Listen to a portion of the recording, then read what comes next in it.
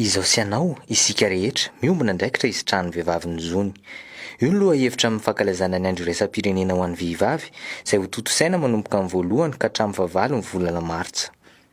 Maro ny hetsika ho tanterahina mandritra io herinandro io, isan'izany ny firesahana ny tontolo iainan'ny vehivavy, ny fampiofanana ny fitadiavana famatsiam-bola, ny fampandraisana anjara amin'ny vehivavy ao anatin'ny fiarahamonina, ny fahasalaman'ny vehivavy ary ny ady amin'ny herisetra miatra amin'izy ireo. Nitsahatra nanomboka ny tapaky ny volana janoary lasa teo ny sidina mampitohy an'ny nosy be sy Italia. Tsy misy ifandraisany amin'ny fisian'ny koronavirus any Italia izao fanatsarana ny sidina izao. Marihana fa mitohatry ny mahazatra io sidina io ary miverina indray ny volana aprily, fe-potoana manaraka ny toetr'andro ny ivelany.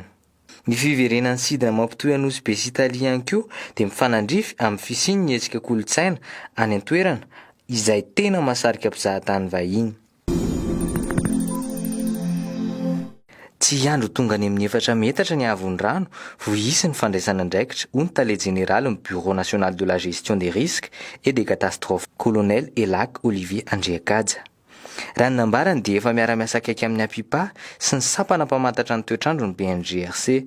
Efa misy arak'izany ny fanarahana tsy tapaka amin'ny fiakaran'ny rano. Efa natsoina ny lehiben'ny distrika ny Atsimon-drano sy ny ben'ny tanàna manamorona ny sisaony ho hiatrany ny tale général ny BNGRC.